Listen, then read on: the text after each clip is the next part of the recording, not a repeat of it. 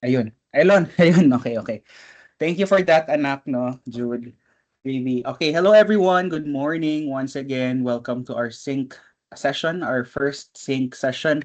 I've already sent, no, nag-send na ako ng course orientation video for you to view since start pa naman ng enrollment last week and today is week 2 na tayo ngayon.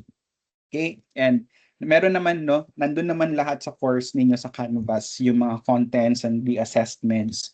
So kayo lang ba? Parang konti, no? Okay, in my class right now, I'll be checking some attendance, no? Your presence and yung absence natin, no? Kahit na ano man yung reason ninyo, I will not accept that you're absent. All right, so I will assign a class BDL for it. No, for the class BDL, I will give incentives or plus points. No, it can be on the summative directly or in your formatives. Basta merong plus points yung magiging BDL ko. No, may I assign someone here to to check the attendance lang. My Beadle and submit niyo siya sa akin every week 4 para lang at least alam ko yung mga nagapasok sa class, no? Kasi ang napapansin ko kasi hindi kayo nagpapasok basta wala akong attendance, no? So ilan lang kayo dito? 1 2 3 4 5 6 7. 7 lang kayo dito. Okay, so I will assign a class Beadle to just check lang no kung sino yung present. Oo, kahit yung ano na lang, yung mga present na lang, no? Then I will check it tapos merong points akong ilalagay din doon sa mga present and yung mga absent, no? Bahala sila. So, parang ang gagawin lang naman ng ating class Beadle is every week meeting lang natin, iti-take note lang yung mga last names ng mga nag-a-attend, no? During the first 5 minutes. So pag 6 minute na, hindi na natin isasali. So first 5 minutes pa lang na mag-start ako mag-class. Okay, can I assign Miara? Miara, can you be the class Beadle for C207? I will give plus points naman, additional incentive points. I believe you're really responsible, Miara. Thank you so much, anak, no? So, yun lang naman, anak. So, kada week meeting lang, just indicate the last names. And then, isan mo lang sa akin every summative assessment. So, with that, at least we have ano ba, accountability. And this is also for fairness na nag-attend jud ko klase. Kaya ako man kung ma-observe pag nagapadugay na lang, tigupat na lang, yung na good. So, walay sense of accountability ba? Like moral ethics na lang kayo. So again, it will be part of your grade, the attendance. All right. So before I go with the lesson, are there questions with the instructions I gave with the LMS? In case of concerns, message the ITO office. I have no hold of your accounts, no? So please message them, not me ha, if there are LMS concerns. So far, are there questions?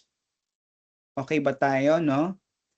No questions. Thank you so much, anak, no? Sige, let's go to the introduction to psychological testing and assessment. So welcome to psych assessment. This is a major board exam subject for both psychometricians and psychologists licensure examination. So I really recommend you to read the book of Cohen and Swerdick. That is the gold standard for psych assessment. So mo gito siya. So aside from that, there are lecture videos. There are videos that I have given you, no, plus of course my lecture. So what psych test yung mga na-try ninyo so far? If nakatry kayo mag-psych test. Message daw ninyo daw. Psych test. Sige, manawag ta. Kobe, what is the psych test that you have taken so far? Okay. All right. Ngayon, Miara, you can start checking na the attendance, the first 5 minutes of the class. Okay. Basta yun ang ruling ko. Huwag niyong pilitin yung bidel na isali kayo, no? 5 minutes lang yung sinabi ko. Okay? Sige. All right. So not all personality tests are standardized, no. Some are hindi, no. Yung mga nasa online, hindi naman ano siya, a it's not really standardized na test.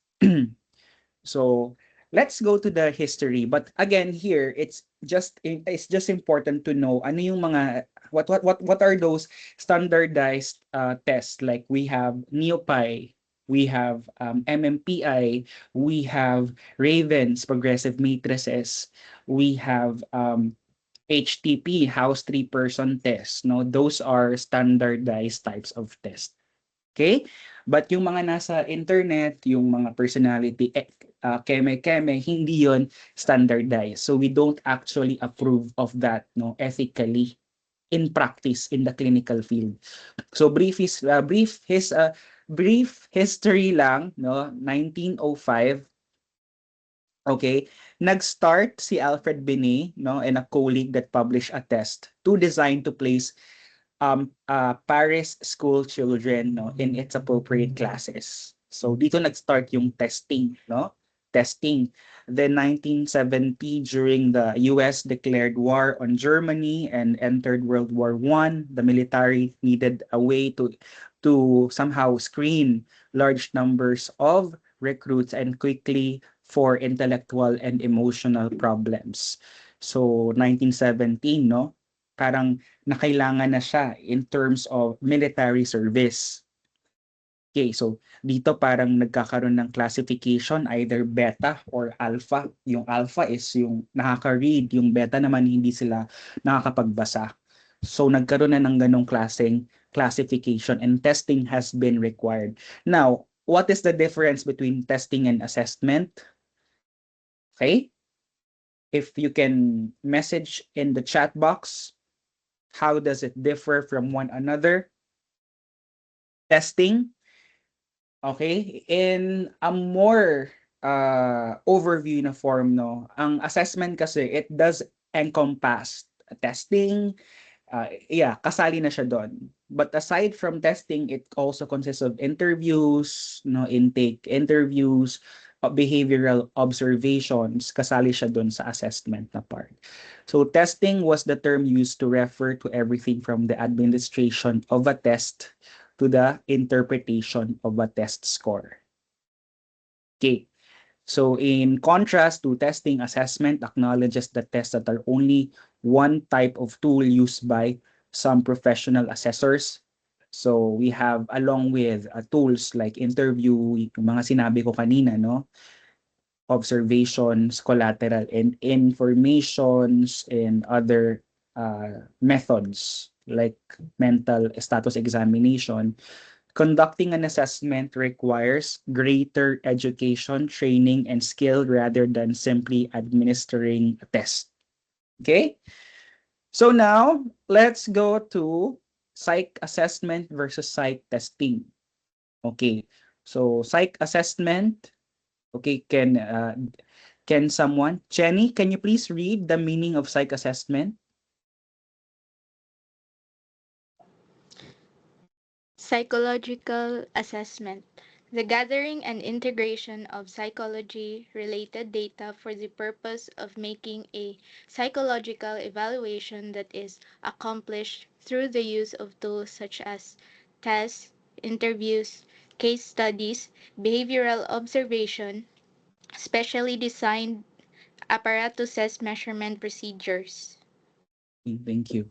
All right, thank you for that. No, please turn on your cameras, guys. I want this to be as, classy gyud siya. I don't care about your background. I don't care if wala pa mo iligo. Okay ra jud kaayo, no? Just turn on your cams, please. It's our first meeting. Para lang at least mura ra ta nagklase ba. Kay ang uban kay wala pa ko iligo, sir. Pangit ang background unsa man gyud. Nakahigda pa ko. Sige, okay ra, no? Basta mag-turn on lang tag-cam para at least makita pud na ako. No? Sige. All right, let's go to psych testing. Trisha, please read the meaning of psych testing. Trisha.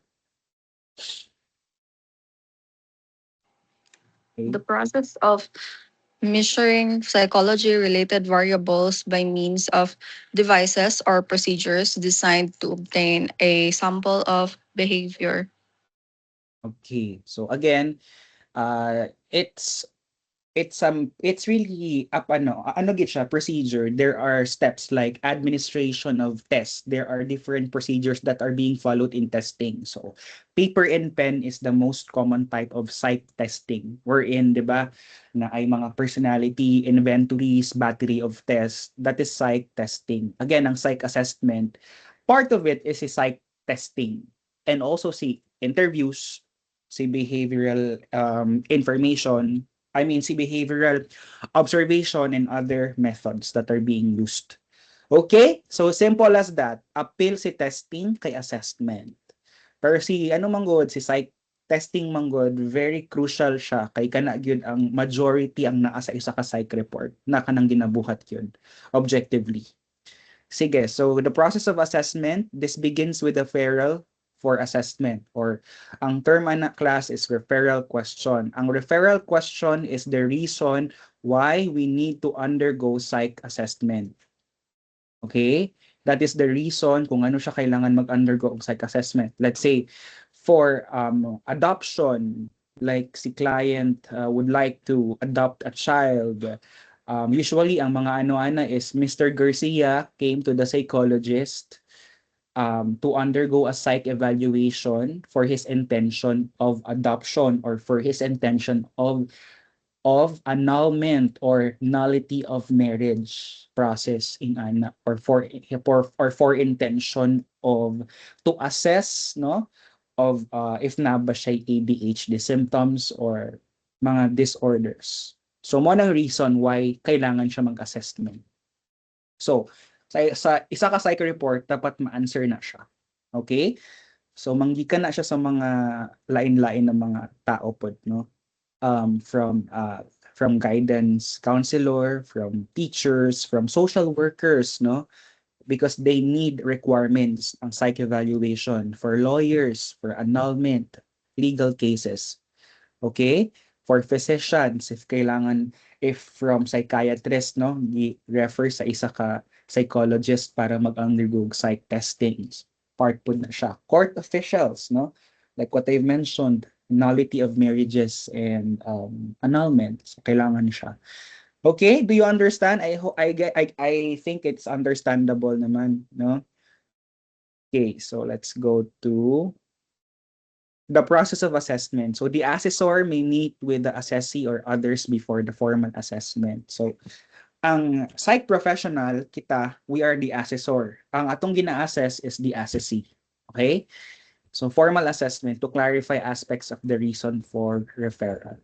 Okay? So ang kita, the assessor will then select the tools that is going to be used for assessment. Okay? So the process of assessment, much like a medical cases, every referral requires a different battery of tests to assess the condition. The test depends on the nature of the condition, age of test taker, literacy level, etc., etc. Okay. Okay, so of course, we have process for that, no? We select and then we administer the test. Then we score, we create interpretation up until the process of reporting the results to our client. So ang tawag doon, when we report it to our client, case conference. We do that in some cases, especially sa mga crucial na mga cases. Collaborative psych assessment, so pwede mag-partner si assessor and si assessee, no? From initial contract through final feedback. So every now and then, let's say you have a client, so there is testing, no? Every session, so merong feedback din, no? So merong collaboration kasi yung intervention nagagawa siya during before sa process and kahit sa middle of the intervention or psychotherapy, and up until dun na sa pinaka last na session or kung ano man. So collaborative assessment. So dynamic assessment, interactive siya, no, to psychological assessment. wherein there is a model, evaluation, there is a sort of intervention, then evaluation again. So, so maganda siya. So parang merong pre-test, then merong post-test. If may na-learn ba siya, no? Usually sa educational. So tools for psych assessment, we have test, we have interviews, portfolio, case history data, behavioral observation, role play test, and CAPA, or yung mga computer assisted, CAPA, computer assisted processing. I forgot the really the whole, but computer as tools and other tools. Okay. Psychological test. Can someone read this? Chloe, please read the meaning of a psychological test.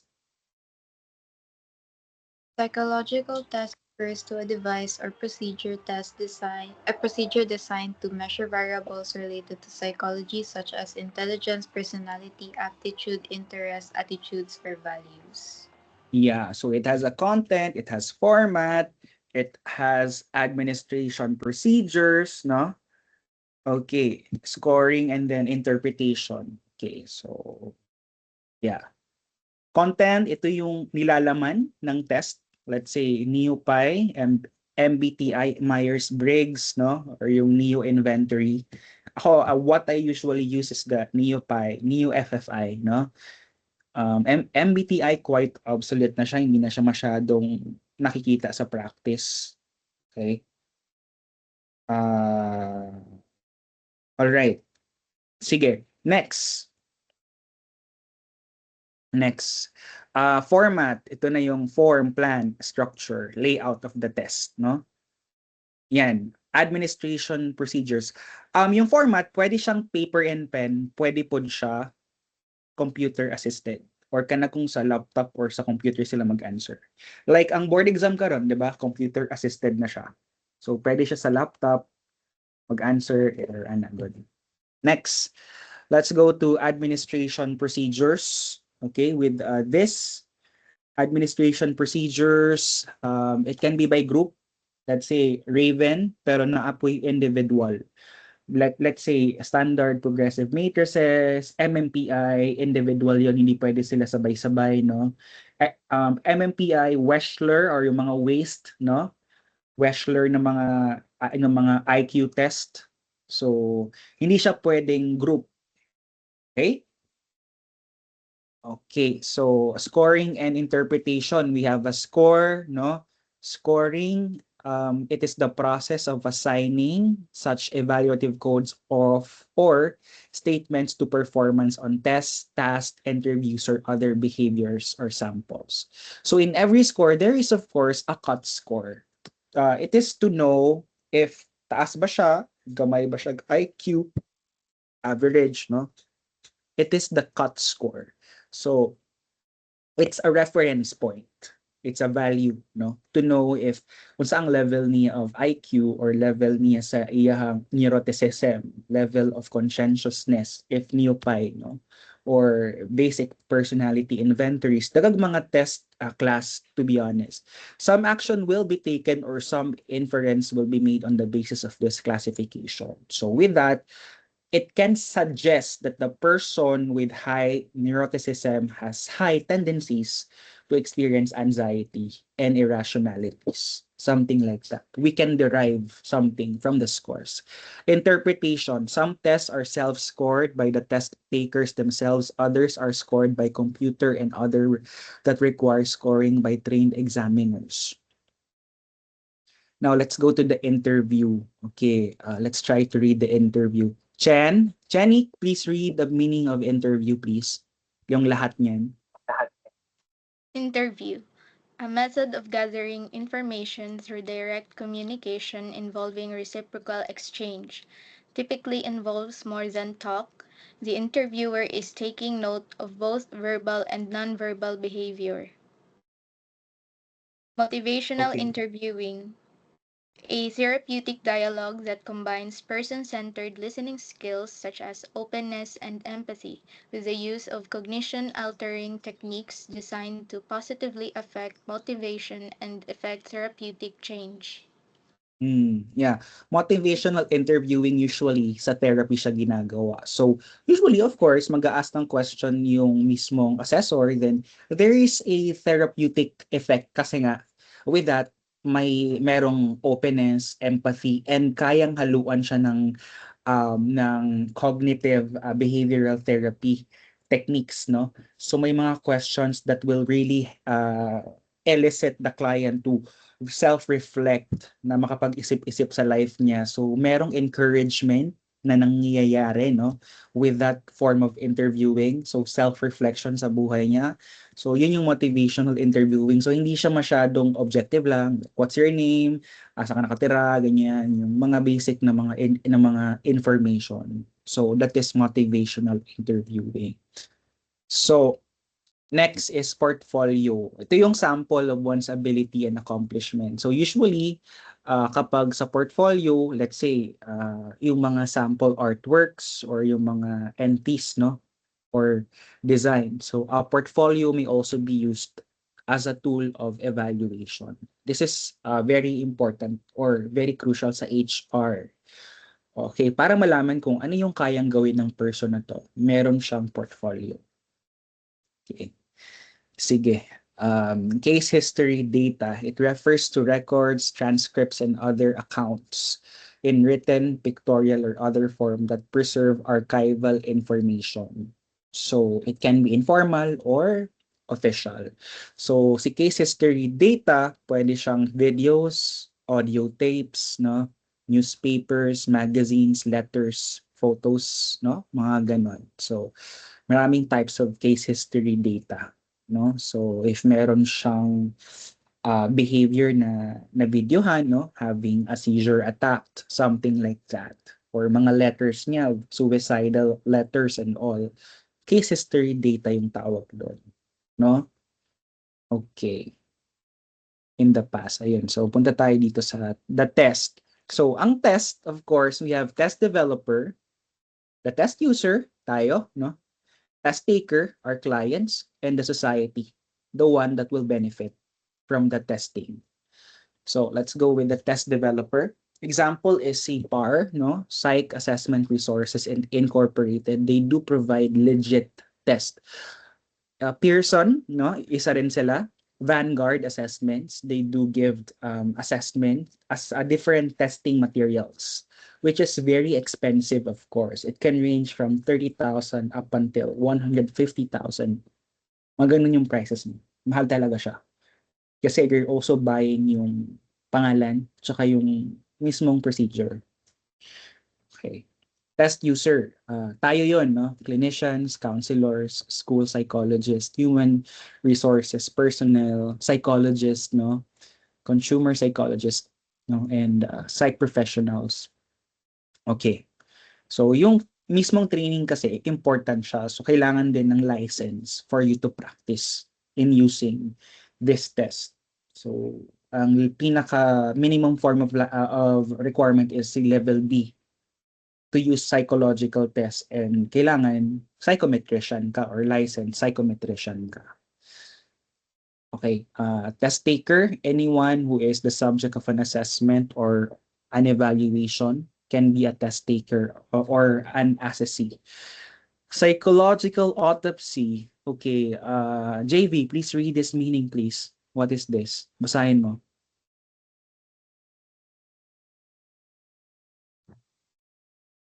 Psychological autopsy may be defined as a reconstruction of a deceased individual's psychological profile on the basis of archival records, artifacts, and interviews previously conducted with the deceased assessee or people who knew him or her. Yeah, okay. Yeah, no. So sa mga forensic psychology, no, usually ito ginagamit to kasi let's say nagpakamatay si client, no, very common case 'yan. So malalaman natin yung archival records niya or of letters na meron siyang mga attempts in the past. So usually kapag patay na si client, no, doon natin ginagawa. So nagkakaroon ng psychological profiling. Ano ba yung mental health niya, yung relationship niya sa ibang tao, no? And also kahit sa physical, may mga laslas-laslas siya, ganun. So kasali siya doon. So ina-assess yung mental health nung patay na. Okay. Sige. Society, of course, who will benefit, di ba? So, sila yon. So, court decisions, no?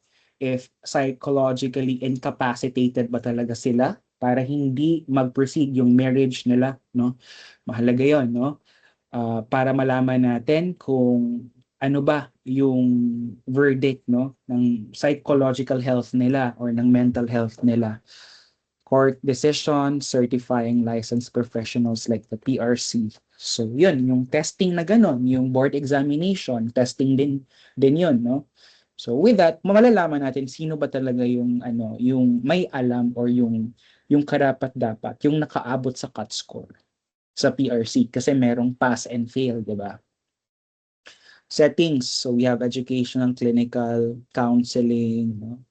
And so much more. So, ayun, sa educational, ganyan, no? Diagnostic test to know if may mga learning problems or disorders yung child. Sa clinical naman, pwede naman para malaman kung ano yung current mental health condition or yung personality traits niya. Kung mataas ba yung level of distress, fatigue, no? Level of neuroticism and all. So, si MMPI, Multi-Axial Personality Inventory, malalaman doon yung mga personality disorders ng isang person. Kahit si PI, Personality Assessment Inventory, malalaman din doon yung mga personality disorders. If you can check out those types of tests. No? Counseling then, of course, yung sinabi ko kanina, dynamic assessment, no? And geriatric settings, yeah, it can also be used for the elderly, especially on the cognitive and for the neurological level nila, no? Business and military, makikita dito sino yung mga up for promotion. Ang usually dyan ginagamit si advanced progressive matrices. Yun, kung sino ba yung may form of yung meron talagang leadership skills or high intellect ba, ganun.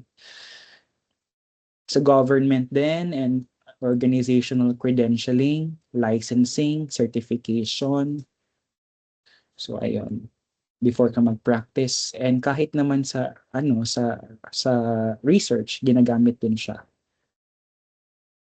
Ito, so how are assessments conducted? There is a certain protocol, no? Typically it refers to a form of booklet on which a test taker responses are entered. So, merong answer sheet, meron din silang test booklet. So, dapat alam natin yung mga certain responsibilities and ethical guidelines before and after we are doing assessment and testing. No? Mahalaga na familiar tayo sa mga magle-lesson ng tawag doon. Kasi there is no such thing kasi as true score eh. Sample lang siya ng behavior. Hindi natin pwede sabihin na talagang in all forms of this person, 100% accurate siya.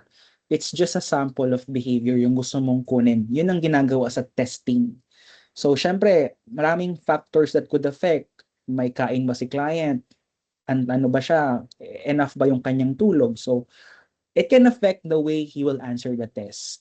So, there is a variance of error or error variance. Ang goal natin as test users, dapat i-lessen natin yung error variance para mas malapit tayo dun sa mismong true score niyo. So, para malaman niyo itong mga words or itong mga sinasabi ko, basahin niyo si Cohen kasi dun kasi sa Cohen, dun niyo talaga makita or mas magets ba? Mas maintindihan nyo talaga ano ba ito yung mga what are those ano ba yung mga pinagsasabi ko kanina sa inyo. So mas for me if you're going to read the book, mas madali ang journey ninyo in psych assessment kasi sa book talaga ini-explain siya. Ayun. I also recommend you to buy the book kasi nga board exam sa course to both psychomet and psychologist hindi siya nawawala and highest siya, no? 40% siya ng board examination. So don't take this for granted. Ito yung psychology subject na pinakamataas na may significance sa lahat. I do consider this as the most important course. Kasi 40% siya ng board exam. 40 ba? If I'm not mistaken, basta malaki yung percentage niya. 30 ata. 30, I forgot. Basta mataas siya. Ayan. Yan sa assessment of people having disabilities. Yan din, no? To assess if kailangan ng accommodation. Yung accommodation, sige. Danis, can you read accommodation? So, accommodation is the adaptation of a test, procedure, or situation, or the substitution of one test for another to make the assessment more suitable for an assessee with exceptional needs. Sa accommodation, wala namang dito coaching or wala namang cheating na nangyayari. So example, blind si client. So ang gagawin mo dyan, accommodation, since hindi siya makabasa or hindi niya kayang makita yung mga item, so babasahin mo and ikaw na mismo ang maglalagay ng sagot niya. Ganun. Alternate assessment naman, Miara, can you read this one, please? An evaluative or diagnostic procedure or process that varies from the usual, customary, or standardized way a measurement is derived, either by virtue of some special accommodation made to the assessee or by means of alternative methods designed to measure the same variables. Yeah, yun na yun, no? Yung under that is yung accommodation. Yung ginagawa natin, especially for those having disabilities. Speech man yan, or hearing, or he cannot read, ganon. So that's the end of our introduction, no? Introduction. Holiday at as a Thursday, no? So are there questions before I move? Kasi we could already discuss the history na, no? Para at least pasapasado na tayo. Sige. Okay, if you have questions or something you wish to share, no? Now is the time. Okay. Ang galing kasi ako ng ng hospital ngayon. Yeah, kakauwi ko lang, sakit ng ulo ko, no? Let's go to week 2 history. Ayan, punta tayo dito sa week 2. Okay. Sige, break muna ako ha. Water break lang. Then start tayo ulit. So if you have questions, drop it down below. It can be sa LMS ninyo, sa course, or sa lesson. Sige, and I'll be back. Just going to drink water lang.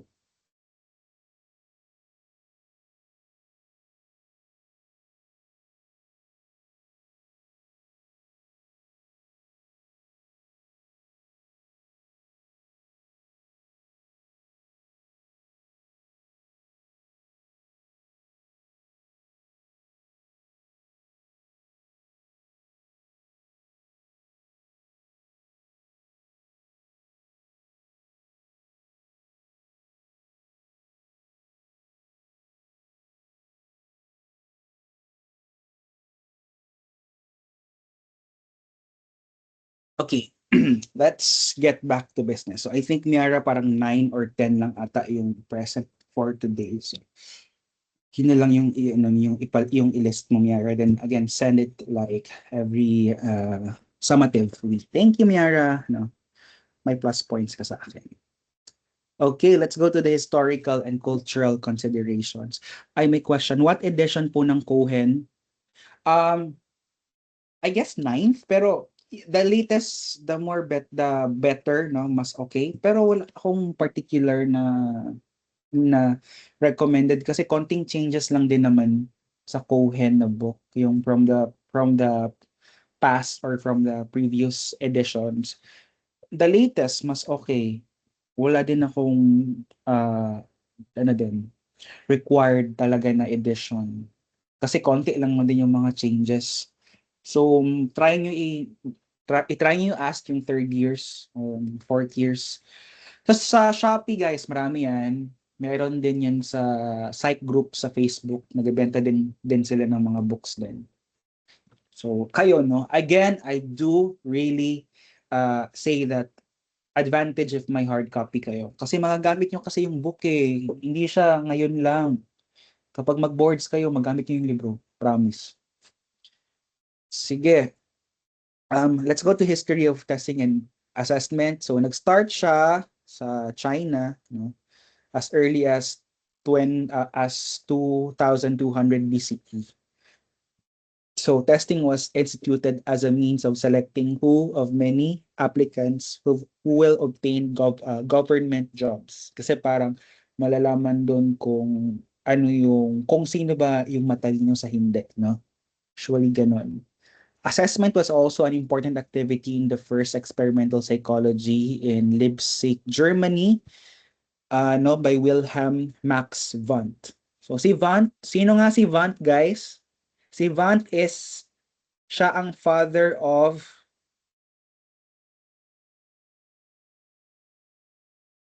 sino si Wundt? Father of try nyo. Kalimutan nyo. Sino si William Wundt? Siya ang father of psychology. Ha? Remember niyo yan, ha? Father of psychology. Okay? So sa kanya ito, no, nagkaroon siya ng experiment. Ito, next, Greco-Romans attempted to categorize people in terms of personality types. Such categorization typically included reference to an overabundance or deficiency in some bodily fluids to influence personality. So kaya merong mga iba't ibang types, no, yung sanguine, yung meron tayong ano pa nga yung other types, may melancholic, phlegmatic, no? Yun, merong test din for that. Next, Galton. Ito si Galton. Okay. Let's go to Angela. Please read itong bullet here kay Galton, please. Basahin mo, anak, ito. Galton would be credited with devising or contributing to the development of many contemporary tools of psychological assessment, including questionnaires, rating scales, and self-report inventories. Yeah. Malaking impact si Francis Galton. Siya yung parang tinawag na father of psychometrics.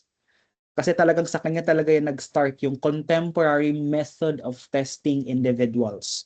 So, yeah. So, ayun. Siya yung nag-pioneer ng concept ng statistics, no, in psychological experimentation and testing. Sa kanya din yung correlation. So, father of psychometrics. Ito, we have Emil Kraepelin and Littmer Whitmer. So, we have here Emil Kraepelin. Siya yung tumulong kay Freud ata, no? Was an early experimenter with the word association technique as a formal test, no? I guess associated siya kay Freud. Si Lightner Whitner is the little known founder of clinical psychology. Ayan.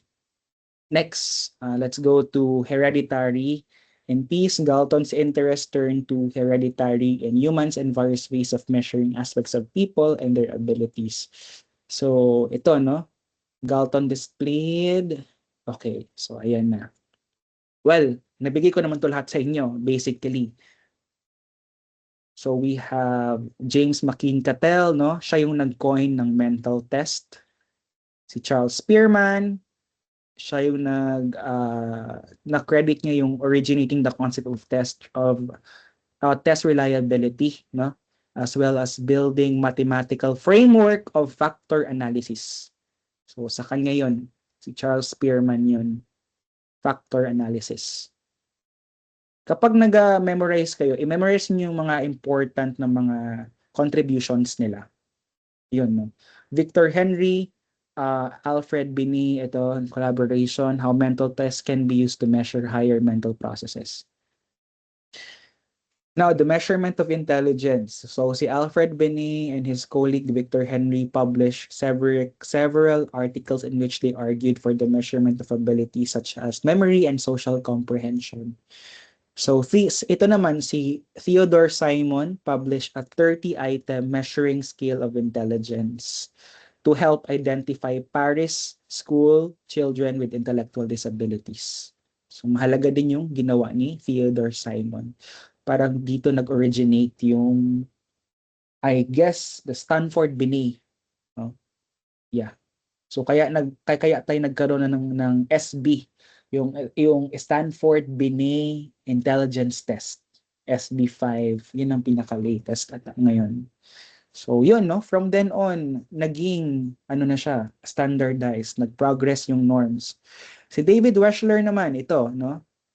Meron din siyang ginawang intelligence test, no? IQ test. Ang difference nilang dalawa, si Stanford Binet kasi class is, ano siya, nandun na lahat, no? From 4 to 80 years old ata. Isang klase lang siya. While si Wechsler naman, ang sa kanya kasi hiwa-hiwalay. May WAIS, may WPPSI, may WISC. No? WAIS, basta yon, yung WISC pang bata, yung WAIS pang adult, yung WPPSI pang preschool children, something like that. No? Ganon sa kanya, tatlo. Different kasi yung age groups or norms. Yun. So, next, the measurement of personality. Nag-start siya during World War I. After the war, Robert Woodworth developed a personality test, no? Ang tawag doon is personal data sheet. So, later on, it was called as Woodworth Psychoneurotic Inventory. Yan, self-report din siya. Next, the measurement of personality. However, there are also compelling arguments against respondents supplying such information. Respondents may be poor insight into themselves, and people might honestly believe some things about themselves that are reality are not true. No? Some respondents are unwilling to reveal anything about themselves that is very personal or that could put them in a negative light. I agree. I really agree with this kasi nga, di ba pag ikaw nagtitake ka ng test, fake good, parang gusto ko na maganda yung impression sa akin ni ganito, ni ganyan. So ang gagawin mo, gagandahan mo. For me, it's wrong, no? Kasi sayang ba? Sayang yung ganong chance na mas maiintindihan mo yung self mo kung naging honest ka. So ang ginagawa ko talaga is I do this to my clients. Okay, to ha. Okay. So sir, ma'am, please answer as honest as possible, please. Kasi if you're going to fake your answers, I have a tool that will help me identify that you are not being honest to your answers. That is the bogus method, no? So parang gusto mong sabihin sa kanya na maging honest ka lang. Okay? Pero may mga tools din na merong faking good, faking bad na mga scales or may mga ano siya, lie scales. Yun yung MMPI. So merong certain validity scale na kapag hindi umabot dun sa value na yon or kapag mataas itong value na to, automatically invalid na yung entire test. So it views the consistency of answers kasi marami siyang items. Okay. So given the shortcomings of the self-report methods of personality assessment, there was a need of alternative types of personality test. So ito naman, si Herman Rorschach. So sa kanya nag-start din yung projective test. So alam niyo ba yung what are projective test? So yung projective test, hindi siya kagaya ng usual personality test. Pero considered siya as a personality test pa rin. Okay? Can you give me one projective test besides the Rorschach ink blot? Bigyan mo daw ako ng isa na personality test. Ano wag ta? Or anyone. So we have house 3 person, draw a person, sack sentence completion test, no? Thematic apperception. Okay. Okay. Ayan. So, sige, let's call someone to read this one. Okay. Chloe, please read this. The academic and applied tradition. Please read the bullets. Anak. In the tradition of Galton Mont and other scholars, researchers at universities throughout the world use the tools of assessment to help advance knowledge and understanding of human and animal behavior. Applied tradition, one that dates at least back to ancient China, and the examinations developed there to help select applicants for various positions on the basis of merit. Okay, ayun, no? So, ayun, yan kay Henry Goddard. Next, tayo dito sa some issues regarding culture and assessment. Verbal communication, non-verbal communication, and standards of evaluation. Important siya kasi nga, iba-iba din naman yung norms eh. And ang crucial dyan is na-develop yung test na to sa ibang population. So, na-pilot test siya ba sa ibang population. So, there is really cultural disparity the way it was being constructed yung test. So verbal communication, the examiner and the examinee must speak the same language. So if a test is in a written form and does includes written instructions, then the test taker must be able to read and comprehend what is written. Ayun. So when an assessment is conducted with the aid of a translator, different types of problems may emerge. Labi na pag dili ka sa butog English si client or even Filipino si client, i-translate nimo siya into Bisaya. Lisod kay siya guys, class. I've really experienced that one na mangita kog words na kanang masabtan ba. Labi na if si client wala kay formal education, dako kay siya na factor na dili nimo ma-relay kaay unsa bagid ang meaning sa item na ni, no? So, let's say the child sulks a lot. Sa man ibig sabihin sa sulks? 'Di ba? Not everyone can know what is sulk. 'Di ba? Ang sulk is manluod, no? My child sulks a lot. Something like that. So how can you answer that type of item if you don't understand the word? Nonverbal communication. So the facial expressions like fingers and hand signs and shifts in one's position in space may also convey messages. No? Of course, the messages conveyed by such body language may be different from culture to culture. Ayan. So, important din na careful or mindful ta, no? To lessen the error variance. Next, the standards of evaluation. So, let's go to Danis, please read the bullets here. Standards of evaluation. So behavior are considered to be male or female appropriate with the will depend on the prevailing societal standards regarding masculinity and femininity. So whether specific patterns of behavior are considered to be psychopathological also depends on the prevailing societal standards. So a challenge inherent in the assessment enterprise concerns tempering test and assessment related outcomes with good judgment regarding the cultural relativity of those outcomes. Yeah, okay. Standard, no? Nagita gina-follow na standard. Test and group membership. So, test and other evaluative measures administered in vocational educational counseling and other settings leave little doubt that people differ from one another on an individual basis and also from group to group on a collective basis. What may happen that is in the criteria being used to judge attainment of the prize outcomes becomes the subject of intense scrutiny, sometimes by a court or a legislature. So sometimes if it was not standardized, it will be questioned, labi na pag legal or sa court siya, no? Kaya pag namanggol ka sa court, i-question din na ang veracity, ang validity sa the way it was conducted. Ang error ba, usually, they're looking for loopholes. So again, it should be standardized as much as possible if naata sa clinical, especially no, clinical and kana po legal ang matter. So kani Miara, please read this one, the bullets here.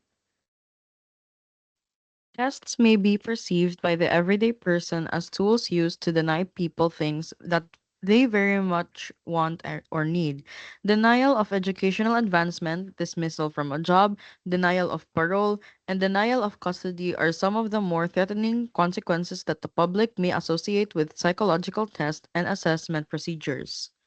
Yes, because very crucial siya, no, the results of it, labi na pag dili valid ang results, then mo-falsify or ang decision is kumbaga ano yun, let's say accurate. So you don't know na serial killer gid ni siya no, tapos yung answer niya, so namali kag check sa iyang psych test. So ang madamay pud ana is ang public po, no? So crucial ang role gid nato sa testing kay ginagamit gid ang testing class sa employment, no, forensic, kay mao mo gini ang science behind in understanding human behavior, and sa legal, no, sa annulment, mga ingana, sa adoption and all. So important gid siya. So kung mamali tag score or interpret, then syempre, di ba, ang decisions ani is ano pod, it's not accurate. So the concerns of the profession, the test user qualifications, no, so na certain license, testing people having disabilities, and computerized test administration, scoring, and interpretation. So ang mga computer assisted tools, sometimes napoy ethics pod behind that, no. So ang qualifications diri, no, ato na ta diri sa mga qualifications. So level B, tapos we have level C. Ang level ang ano no, ang level A man good is pwede pang teacher, mga quizzes ni sir. Yung ana, that is level A type of test. Si level B is mga group personality test or group intelligence aptitude test. So we have BPI, we have what else? Not MMPI. We have Neopy, no? Those are group na pwede siya sabay-sabay ba, no? Next is ang individualized manggod is si level C na siya. So you should be is a psychologist, no? Si level B dapat licensed psychometrician ka. Si level C, no, dapat psychologist ka. Like licensed ka na psychologist. So does it really includes individual IQ test and individual personality test. So IQ test such as SB5, Wechsler, mga test, kailangan po maka-ano po ka, maka-administer po ka og MMPI, no? Sa level C na siya. And also of course projective test. Ang required yun is psychologist na nag-undergo ng training. So ayun, this is na mention na po na ako no? Kani, no, computer assisted tools. So right now nag-grow ang number of psychological tests, and even karon uso na kayo ang virtual assessments, and sa virtual assessments man good, sometimes mapa-question ka kung kanang ginaunsa siya ba, and even ako pod mapa-question pod ko kung ginaunsa gid siya ang virtual assessment, no. So sa karon man good, virtual assessment quite limited ang pwede mabuhat lang pod nimo. But again, encourage man gid na face to face gid ang gid ang sa assessment. Okay? So now let's go to rights of a test taker. So there is a right of informed consent. So informed consent kana bang or the reason why you are undergoing this. No. Sa informed consent di ay is more of diri ginaingon, no, kung unsa ang purpose sa test, ang confidentiality, no, and mag-sign sila ani. This is to really protect both parties, si assessor and si assessee. So ang risk pod and the benefits nato dito tanan. The rights to be informed of test findings kana pod naa siya sa informed consent, and the right to privacy and confidentiality, and the right to the least stigmatizing label. Okay. So important na as much as we can, we don't discriminate, no? In our first impression, we should be objective in doing psych testing regardless of the background of the client. Okay. So kanino, the right to be informed. Test takers have a right to know why they are being evaluated and how the test data will be used and what information will be released to whom. So with full knowledge ni siya, no, the risk, the benefits, the purpose, and mag-sign dapat si client ani before siya mag-undergo ng testing. Sige. Kani, Lian, can you read this? The right to be informed of test findings. The rights to be informed of the test findings. Test takers have a right to be informed in language they can understand of the nature of the findings with respect to a test they have taken.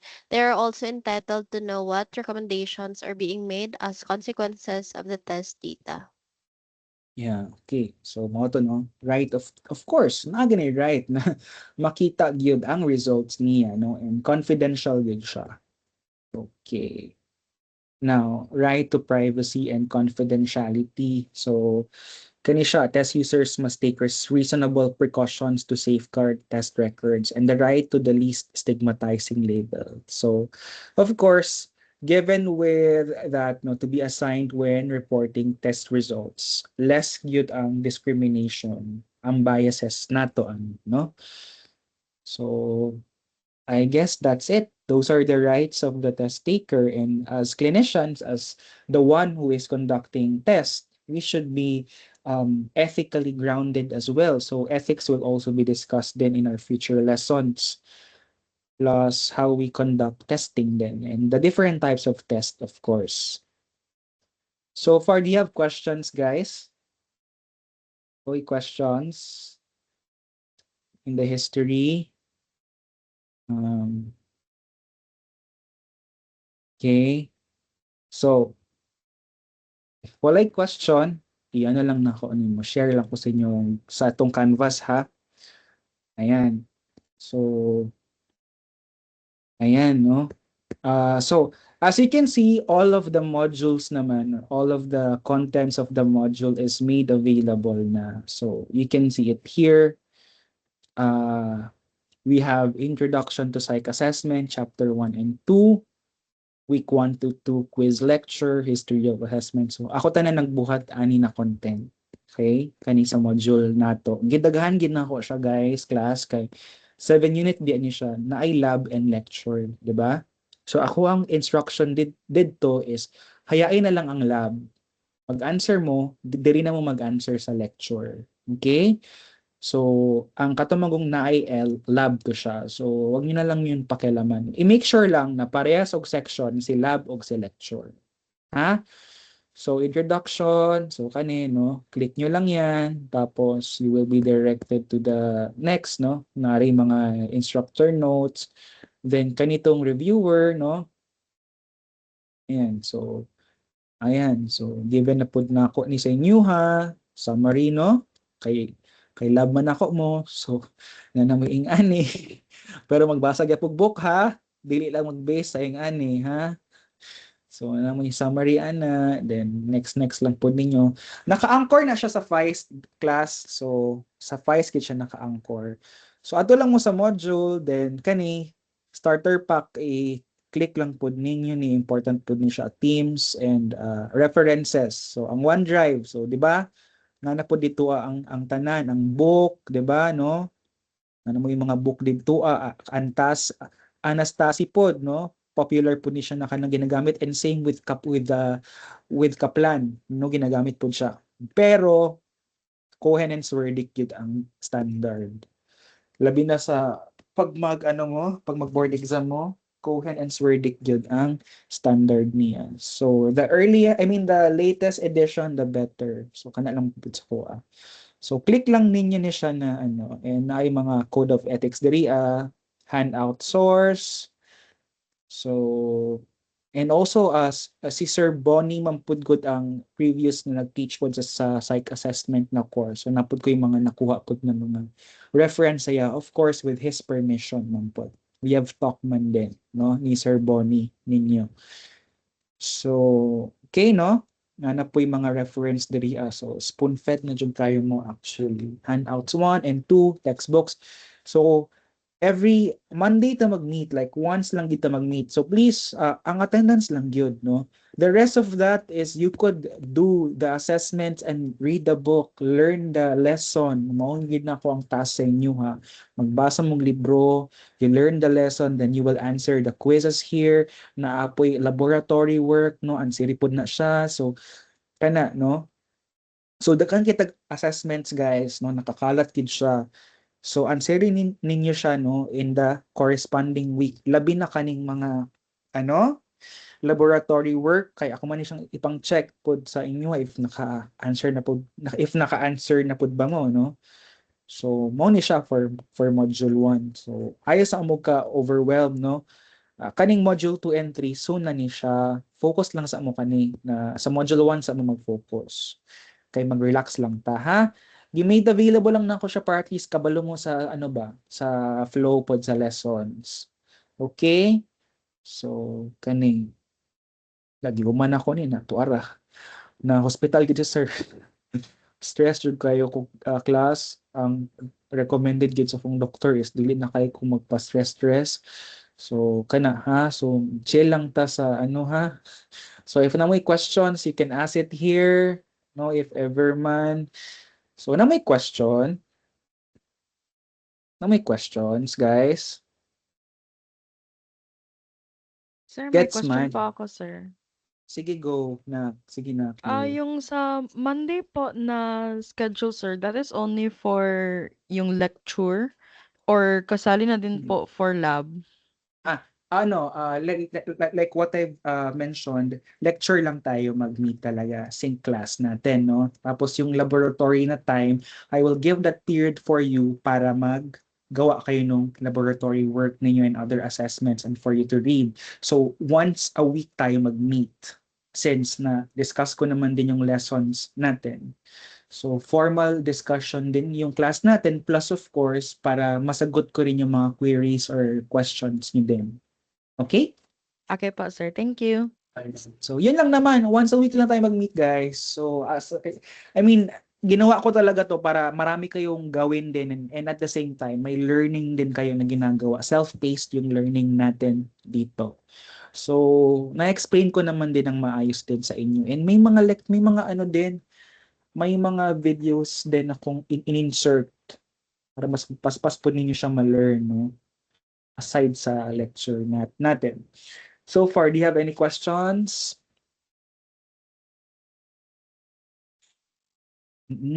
So, yun no. So, thank you guys. Thank you Miara ha. Salamat kaayo. So if there are no questions, if you have questions na that will concern the entire group, you can message the teams no para pag message ko din doon, malaman din nila no. So observe lang din tayo ng office hours sa pag ano ng questions. So, 7:30 to 5 p.m. lang please no. Para we have boundaries din ba no. So yun lang. And kaya to class, no? Kayang-kaya to. Just be responsible lang of your mga outputs na mga kailangan niyo. Ha? So ayun, I missed you, no? And I hope na magkita-kita tayo soon. Actually, pinning tomorrow ng mga 4th year. So punta ako ng RGBRI. So tapos holiday pag sa Thursday. So saon na lang to ako klase na isa, no? Maoto. All right. So thank you so much and God bless us all. Happy lunch. Happy lunch. Sige.